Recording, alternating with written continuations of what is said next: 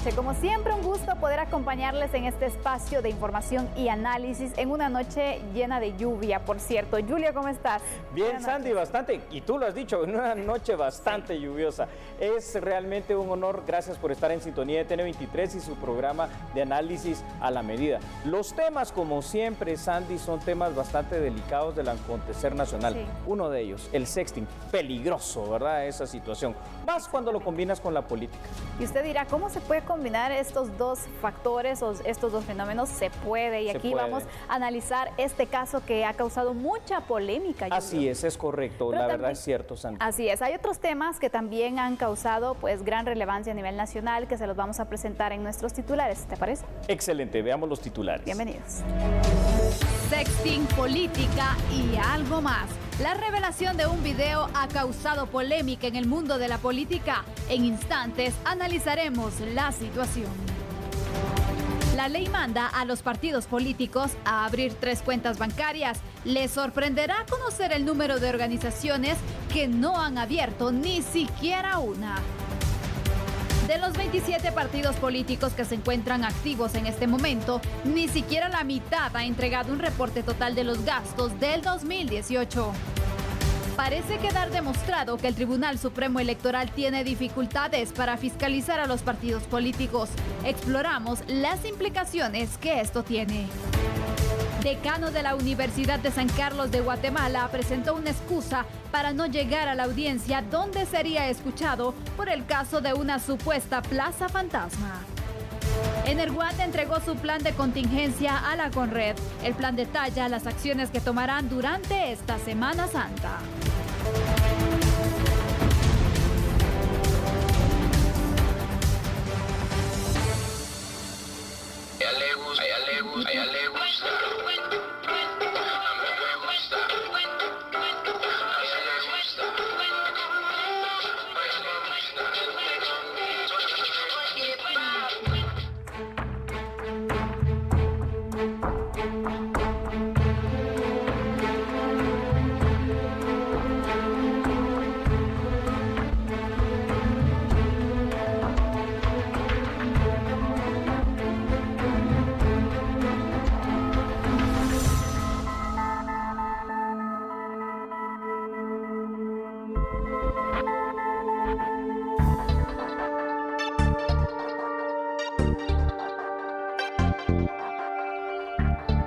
Hagamos el análisis, por favor, de este tema con toda la seriedad del caso y hablaremos de la situación precisamente que es general, es decir, ¿qué es el sexting? El sexting, partamos de una idea clara, es la unión de 2 palabras anglosajones, de sex y texting, es decir, el envío de mensajes de carácter sexual a través de mensajes de texto, fotografías y videos. Pero hablemos de la ley guatemalteca. El artículo 190 del Código Penal habla acerca del tema de la violación a la intimidad sexual. Y dice lo siguiente: quien por cualquier medio, sin el consentimiento de la persona, atentare contra su intimidad sexual y se apodere o capte mensajes, conversaciones, comunicaciones, sonidos, imágenes de cualquier tipo o en general, pues de alguna manera imágenes también acerca del cuerpo de esta persona para afectar lo que es su dignidad, será sancionado con una prisión que va de 1 a 3 años. Y es aquí donde tenemos que hacer ese ligamen, Sandy, que decíamos, de la política y el sexting. Es decir, en la vida privada cada quien puede hacer realmente lo que mejor le convenga, pero hay que tener mucho cuidado porque ya ves cómo probablemente al haber enviado este video, esta situación a cualquier persona, pues estas personas vienen, lo difunden y por supuesto ya te causa un daño en tu dignidad como persona, como pasó con una candidata precisamente a la alcaldía de San Miguel del Golfo, creo que se llama el lugar. Mira, Julio, la verdad es que yo lo veo desde el punto de vista de una mujer, en el sentido que si un hombre, por ejemplo, sale a la luz un video de esto, de un hombre, ¿qué hace la sociedad?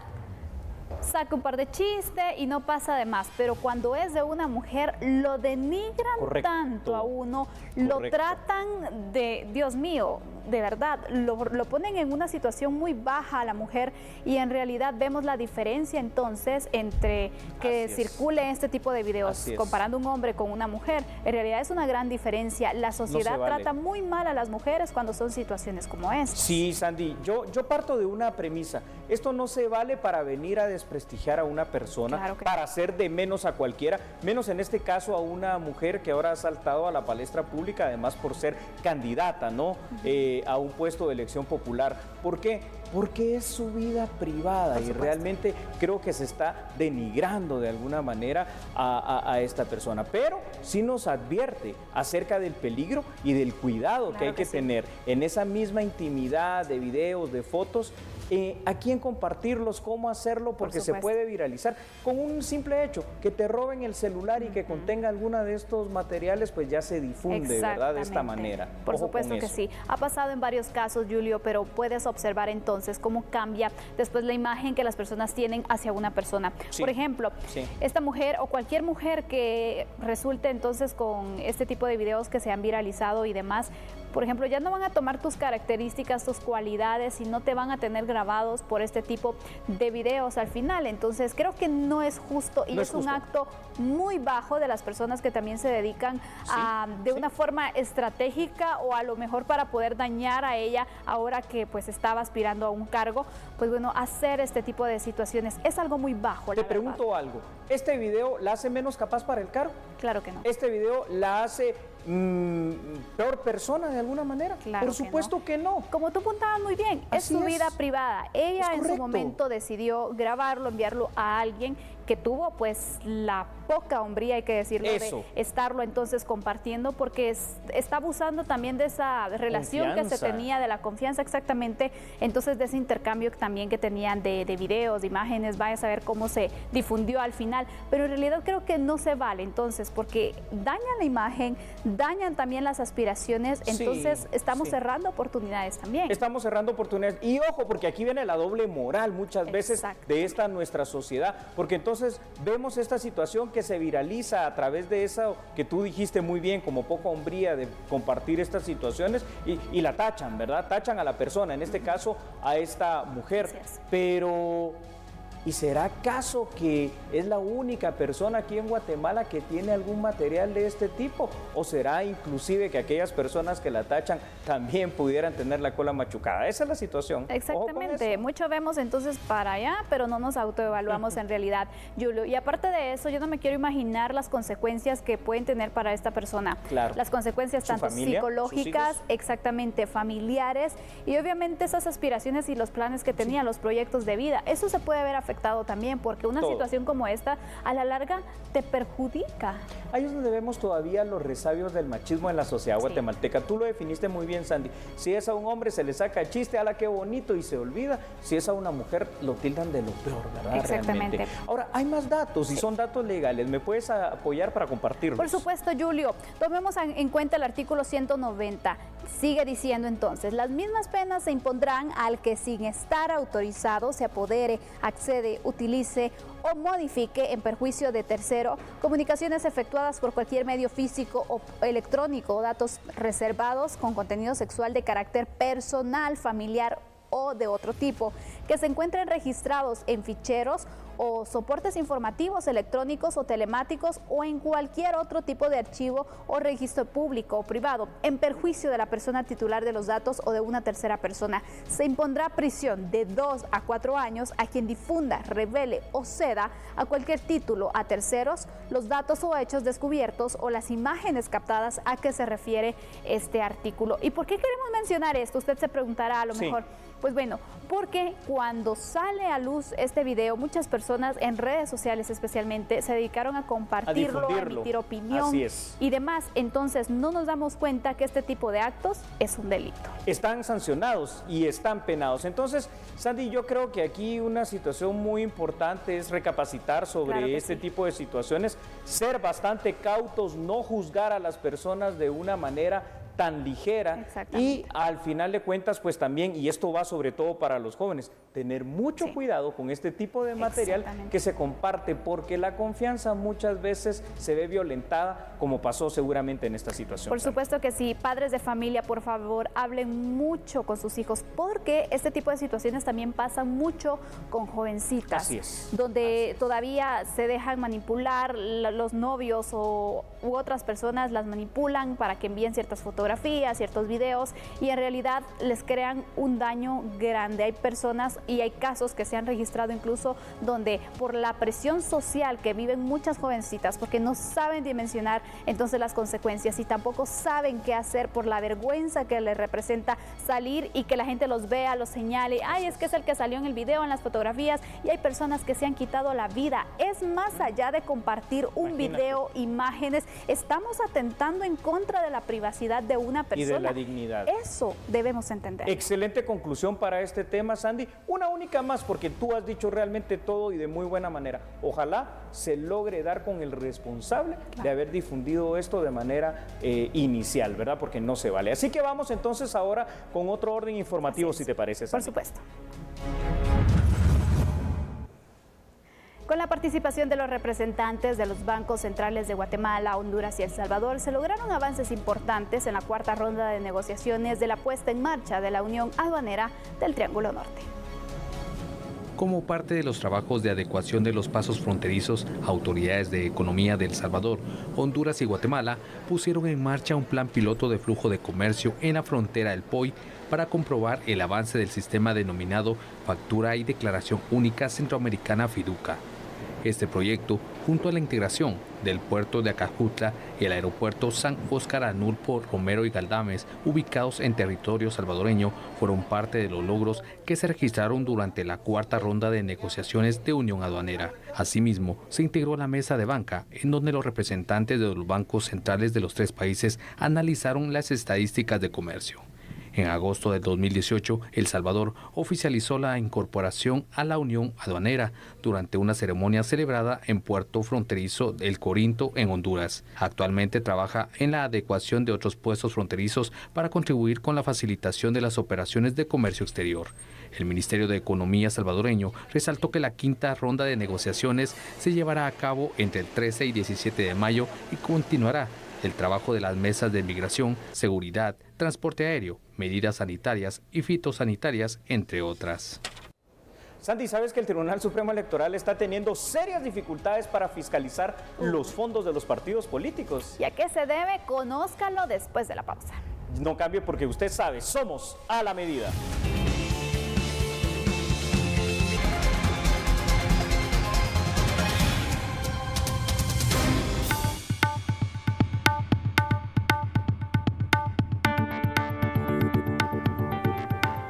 Agradecemos por continuar con nosotros. Más de 20 partidos políticos no han aperturado sus cuentas bancarias. A nivel departamental, esto complica el trabajo de fiscalización, según el Tribunal Supremo Electoral. Que existe la mayor dificultad de fiscalización, ya que a decir del jefe de control y fiscalización del TSE, Giovanni Rodríguez, es en el interior donde menos costumbre tienen de reportar. Algunos partidos políticos argumentaron inconvenientes con las entidades bancarias que les impide cumplir con este proceso. Sin embargo, Rodríguez señala que de acuerdo con las negociaciones de los requisitos solicitados por los bancos, ya no existe justificación para incumplir con este trámite. Una vez los partidos políticos abran sus cuentas, autorizan a la entidad bancaria para que ésta traslade la información de forma directa al Tribunal Supremo Electoral. Bueno, y es que la verdad que este proceso electoral da para hablar de tanto, ¿verdad? De conformidad al reglamento de control y de fiscalización de finanzas, usted lo puede ver aquí en pantalla precisamente, de organizaciones políticas, que es el acuerdo 306-2016, para ser bien específicos, del Tribunal Supremo Electoral. Las organizaciones políticas deben contar con sus registros contables. Ahora, Estos registros deben de llevarse de manera física en primera instancia y también de manera electrónica y se deben conservar, escuche usted, durante 15 años a efecto de facilitar la acción fiscalizadora. Para ello, las organizaciones políticas deben abrir cuentas bancarias. No, esto es lo normal, es lo común, claro. Cualquiera lo haría, Sandy. Sí. Ahora, ¿cuántas son? Son por lo menos 3. Una para recibir fondos públicos, ¿verdad? El TSE normalmente paga por los votos que ha recibido. Otra para recibir fondos privados, quien quiera financiar de alguna manera a los partidos. Y una tercera que se supone que es donde se controlan los gastos de campaña. Ahora, asimismo, queda la obligación también para las organizaciones políticas que deben de tener otro tipo de control, es decir, algunas cuentas que son a nivel departamental para poder llevar a cabo los gastos de campaña. Esto al día de hoy, tal como tú lo has perfilado, solamente 4 organizaciones políticas cuentan con esas cuentas a nivel departamental. Wow. Imagínate tú, y estamos ya a la mitad prácticamente del proceso electoral. ¿Qué te parece? Y son 27, ¿no? 27 agrupaciones políticas. ¿A qué crees que se deba este atraso, Julio? ¿Será que todavía hay dudas en cuanto a lo que indica la ley en este punto en específico o simplemente lo están dejando para mañana y mañana? Y ahí está, exactamente. Dudas no hay, yo creo que la ley es bastante clara. Claro. Te dice cuántas cuentas debes de tener, te dices que tienes que tener un contador y que esto tienes que mantener esos registros durante 15 años. Más claro que eso, ya no puede cantar un gallo. El gran problema, creo yo, está en el control, en la función fiscalizadora, que adivina tú a quién le toca una vez más, al Tribunal Supremo Electoral, que aquí parece que lo están ignorando, ninguneando, con él no le importa a las organizaciones políticas el cumplir con este requisito, que es un requisito legal al final de cuentas. Julio, ¿hay algún plazo para que se pueda presentar estas cuentas, para que el Tribunal Supremo Electoral reciba el informe de las mismas y poder iniciar con la fiscalización, o este punto no se toca en la ley? A ver, yo te digo algo, por favor agárrate de tu silla. Sí, claro, el plazo ya se venció, tenía que haber sido antes de iniciar el proceso electoral, porque ahora se supone que ya se está generando todo este tipo de movimiento y tenía que haberse avisado con la antelación del caso antes de que empezara el mismo y saber cuáles eran las cuentas, en dónde estaban los bancos, quiénes eran las personas autorizadas, porque ahora, ¿sabes? Pasa otra cosa. Inclusive hay ciudadanos, empresarios, lo que tú quieras, que quieren aportar a los partidos políticos y, oh sorpresa, no pueden hacerlo, al menos no de manera legal, porque no hay cómo registrar estas transacciones, no existen las cuentas. Y por ejemplo, entonces, si se tuvo que presentar antes estas cuentas donde supuestamente se iba a tener el control, porque obviamente las mismas van a servir ahora para los gastos de la campaña, entonces, ¿cómo pueden justificar al final todo lo que sale? Qué buena pregunta. Y te digo algo, la respuesta yo no la tengo, porque no entiendo cómo van a hacer las organizaciones políticas para eso que tú estás señalando. ¿Cómo van a justificar cada uno de los gastos?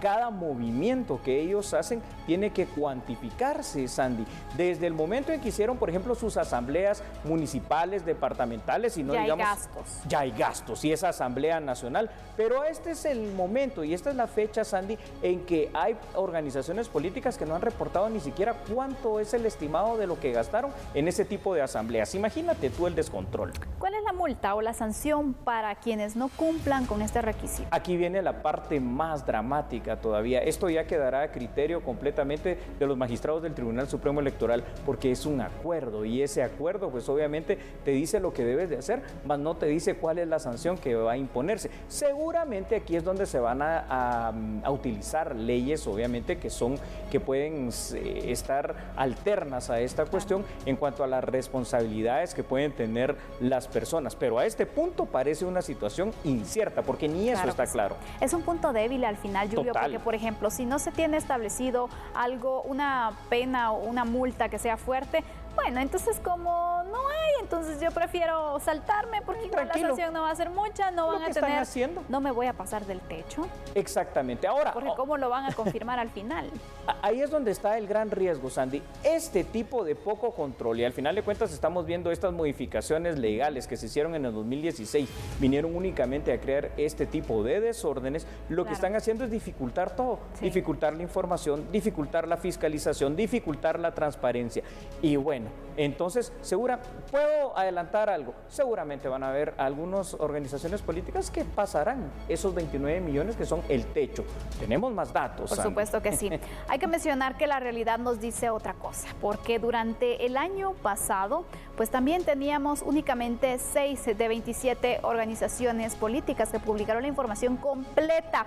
Y hay que tomar en cuenta también que solo 18 partidos han abierto por lo menos una cuenta, pero solo 4 de las agrupaciones lo han hecho a nivel departamental. Qué triste. Terrible. Esto al final de cuentas va a repercutir en la transparencia y el trabajo de fiscalización del proceso electoral 2019, pero también denota una falta de mayor control y drasticidad para el mismo por parte del Tribunal Supremo Electoral. Será muy difícil entonces establecer los montos reales que manejan los partidos políticos y probablemente algunos de ellos, ante este desorden financiero, superarán el techo de campaña de 29 millones de quetzales y el Tribunal Supremo Electoral no tendrá forma de fiscalizarlo con exactitud. Y lo que decía, correcto, como estrategia, pues suena bien y lo están haciendo muchos. Lo están haciendo muy bien ante esa incertidumbre, ante esa falta de certeza jurídica, que te dicen, tienes que hacer esto, pero después no te ponen la parte coercitiva. Si no lo haces, te sancionaremos de esta manera. Seguramente por ahí vendrán algunas sanciones administrativas, pero como en este momento no se saben cuáles son, todos están haciendo realmente lo que quieren. No, yo creo que tenemos que retomar esto. Es una gran lección aprendida ya para el próximo proceso electoral y tal vez estas modificaciones legales, cuando las hagamos, habrá que pensarlas 1, 2, 3, 10 veces y hacer mesas técnicas de consenso a nivel nacional en todos los estratos sociales para evitar este tipo de situaciones que estamos viendo, que al final de cuentas no nos llevan a nada. La pregunta, y con esto también queremos concluir, es: ¿será que el Tribunal Supremo Electoral logrará transparentar el proceso electoral? Por el momento se ve difícil. 4 organizaciones políticas tienen al menos una cuenta departamental. No parece ser.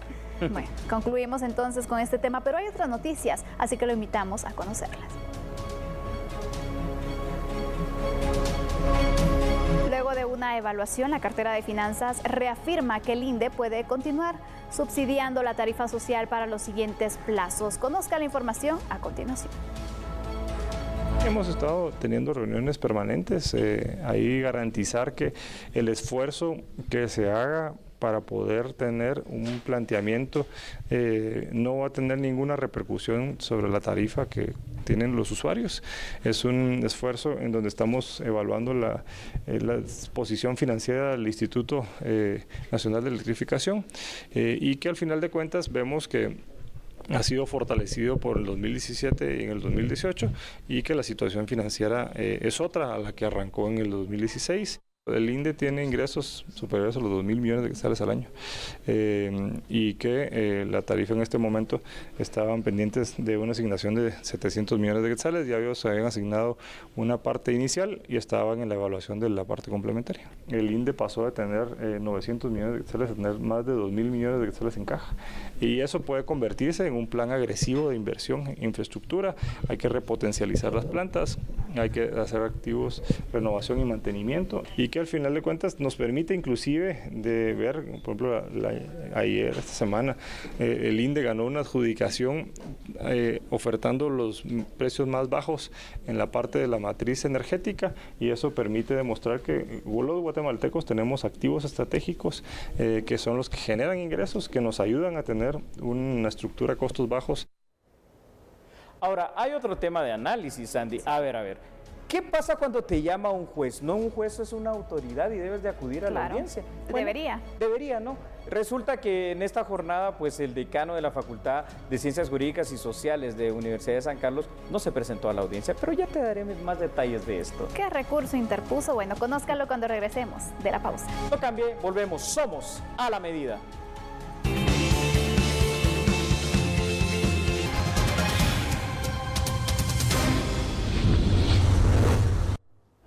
Hablemos de esas noticias que sobresalen en la torre de tribunales. El abogado Gustavo Bonilla presentó una excusa para no presentarse en la audiencia de primera declaración por una supuesta plaza fantasma en el Ministerio Público durante la gestión de Telma Aldana. El decano de la Facultad de Ciencias Jurídicas y Sociales de la Universidad San Carlos de Guatemala y exmagistrado de la Corte Suprema de Justicia, Gustavo Bonilla, fue citado por el juez Víctor Cruz para audiencia de primera declaración. El decano fue denunciado por una plaza de trabajo laboral irregular por más de 200,000 quetzales que tuvo en el Ministerio Público durante la gestión del exfiscal Telma Aldana. A la sala de audiencias ingresaron los abogados defensores, el fiscal del caso y los querellantes. Unos minutos después, los profesionales del derecho salieron del juzgado y se limitaron a decir que la audiencia de primera declaración se suspendió por una excusa legal de Gustavo Bonilla, pero por la reserva del proceso no podían dar más detalles. Disculpe que no podemos hacerlo, pero tenemos que seguir las reglas, ¿no? Nos gusten o no. Muchas gracias. Que lo puede preguntar, por favor, al tribunal para evitar problemas. Disculpe, ¿y fecha para la reprogramación? El caso sigue bajo reserva total a petición de la Fiscalía. La audiencia indagatoria para resolver la situación legal de Gustavo Bonilla se reprogramó para la segunda semana de mayo de este año. ¿Le parece si recordamos algunos detalles de este caso? Y es que precisamente en el mismo, la exfiscal general Telma Aldana es señalada de avalar la contratación irregular, como la define el Ministerio Público, de Gustavo Dimas Bonilla en la unidad de capacitación del Ministerio Público. Telma Aldana habría autorizado la contratación anómala del decano de la Facultad de Ciencias Jurídicas y Sociales de la Universidad de San Carlos, Gustavo Bonilla, como ya lo mencionamos. Aldana también es acusada de falsedad ideológica, casos especiales de defraudación tributaria y peculado por sustracción. Este es el contexto de lo poco que se sabe, Sandy, en este caso, porque recordemos una situación, el caso está en reserva. Así es. Y esa es la causa por la cual el abogado de la defensa técnica, en este caso del decano de Derecho de la San Carlos, Gustavo Bonilla, pues no dio ninguna declaración, aunque quisiera. Tiene la prohibición legal de hacerlo, es una prohibición judicial. Exactamente, si no tiene repercusiones al final. Pero Correcto. Julio, hablando de repercusiones, ¿qué consecuencias pueden venirse para Gustavo Bonilla el hecho de no presentarse aunque presente una excusa?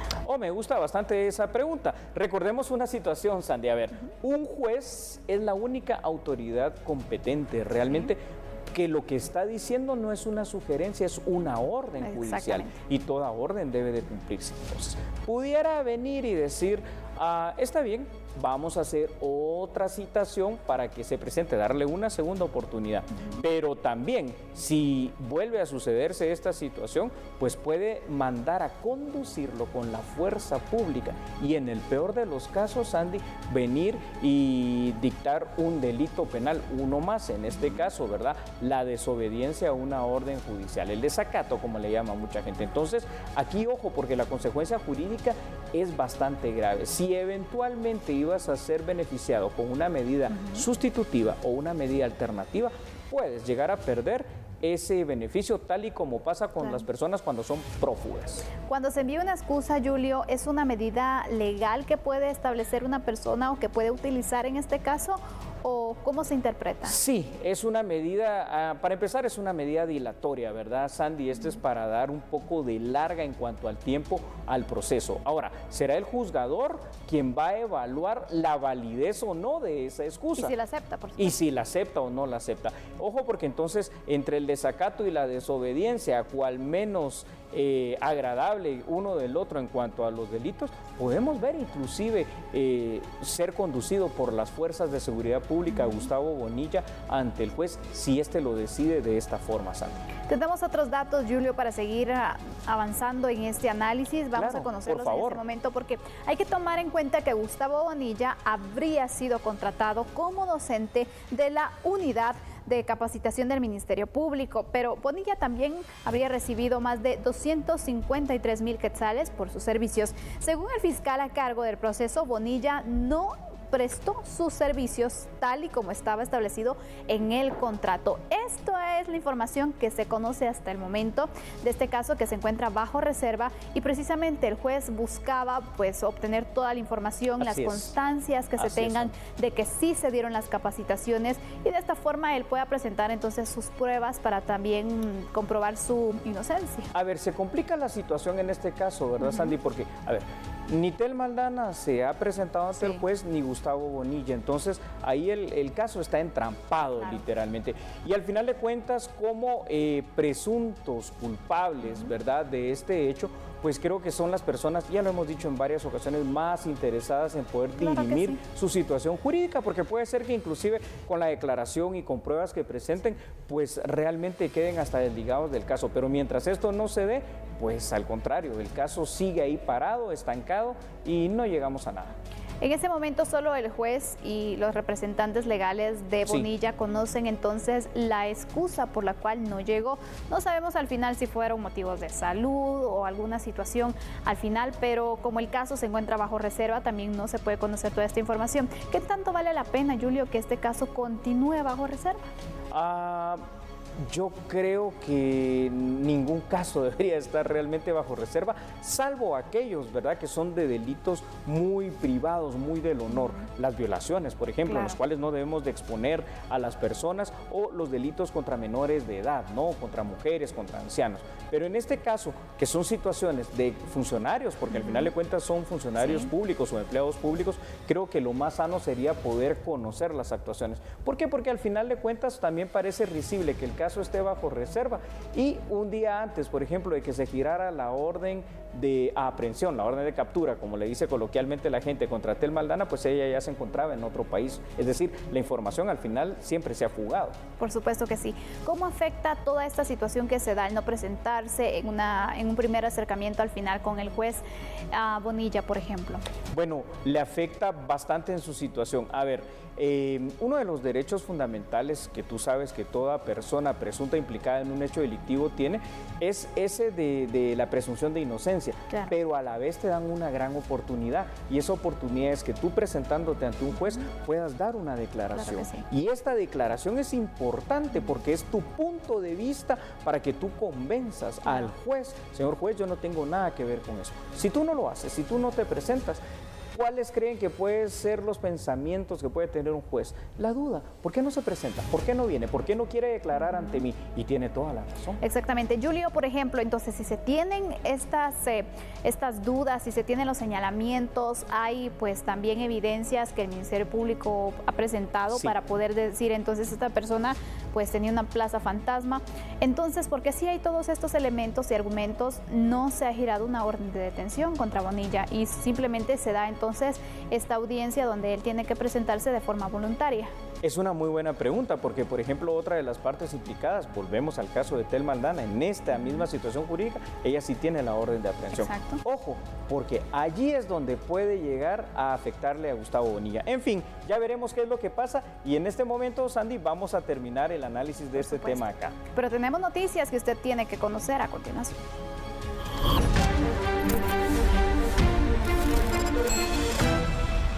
En el carácter político, 500 personas quieren ser financistas de partidos políticos. Todas ya han aperturado sus libros contables en la unidad de fiscalización del Tribunal Supremo Electoral.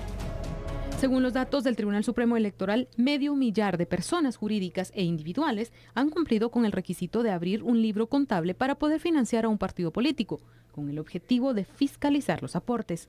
Es cierto, se ha incrementado el número de personas que están habilitando libros de conformidad con el artículo 21 ter de la ley, y si no estoy mal ya vamos alrededor de 500 personas habilitando libros. Mientras tanto, alrededor de 60 personas se agregan a la lista de exclusión de financistas de partidos políticos que maneja la unidad de fiscalización del Tribunal Supremo Electoral, debido a que, según un informe, tienen juicios en contra por extinción de dominio. Bueno, ese informe se mantiene, sin embargo ya recibimos del Juzgado de Extinción de Dominio un listado de personas que tienen procesos por este motivo y que se suman al listado de exclusión de financistas. No tengo el número exacto, pero estimo hay unos 60 por ahí. Entiendo que el listado que nos envió el juzgado son personas que tienen proceso, así como dice la ley.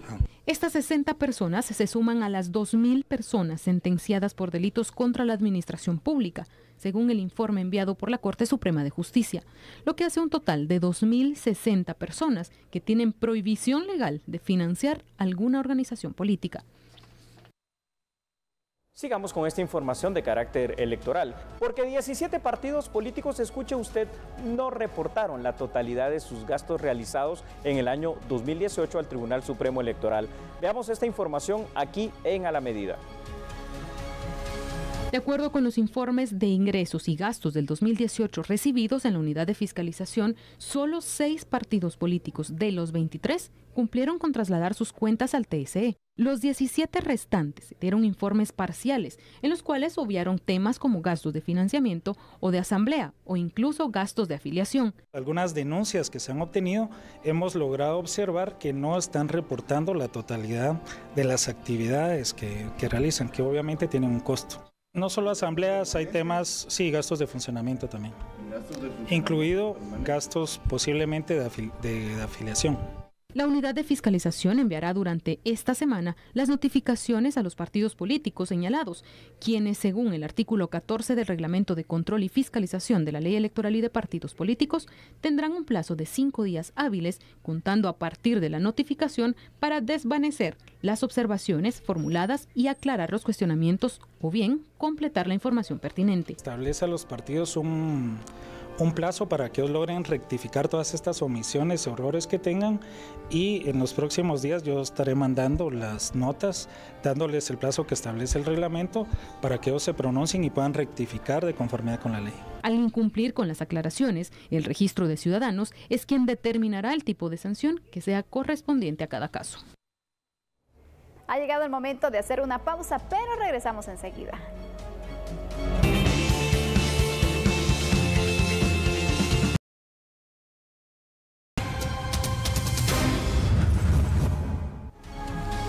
Energuate entregó su plan de contingencia a la Conred para precisar la forma en que estarán accionando durante la Semana Mayor. Por tercer año consecutivo, Energuate presentó su plan de contingencia a la Coordinadora Nacional para la Reducción de Desastres, para generar un servicio adecuado en la energía eléctrica durante la Semana Santa. Si el plan de contingencia contempla una serie de elementos como para prever cualquier baja no planificada en el suministro de energía eléctrica. El objetivo es que con el incremento de un 45% de las brigadas que tenemos, además del personal adicional en el centro de operación de red que puede monitorear los más de 76,000 kilómetros que la distribuidora tiene de red de distribución, podemos activar cualquier plan para poder restituir el suministro en la brevedad posible. Nosotros tenemos identificadas las áreas donde hay mucho más afluencia de personas, principalmente todas las áreas como para Panajachel, Monterrico, también tenemos Chiquimula. Hay una serie de lugares en donde vemos que son tradicionalmente los lugares que las personas visitan más en Semana Santa. Entonces en estos lugares pues sí tenemos cercanía de lo que ya le mencioné, de las brigadas, y también tenemos brigadas de primera respuesta que pueden solucionar y solventar en la brevedad cualquier falla que podemos ir identificando.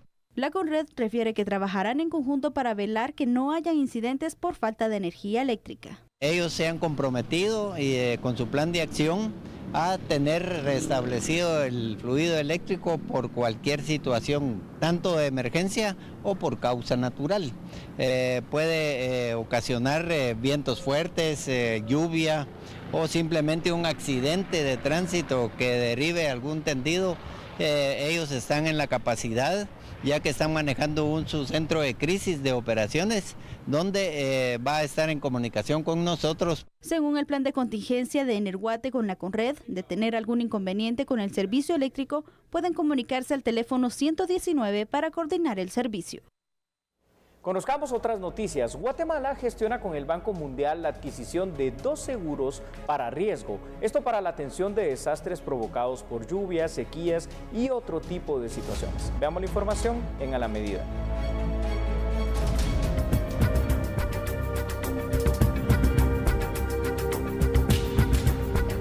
El pago promedio del seguro estaría entre 1 y 2 millones de dólares para acceder a un monto de hasta 25 millones por una emergencia.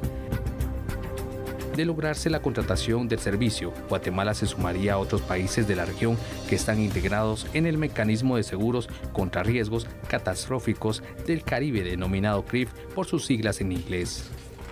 De esta manera finalizamos. Muchísimas gracias por su sintonía. Feliz noche. Hasta mañana. Buena noche. Le llevamos la información con un análisis profundo y eficaz. Noticias de una forma diferente. Sandy Monroy y Julio Talamonti en A la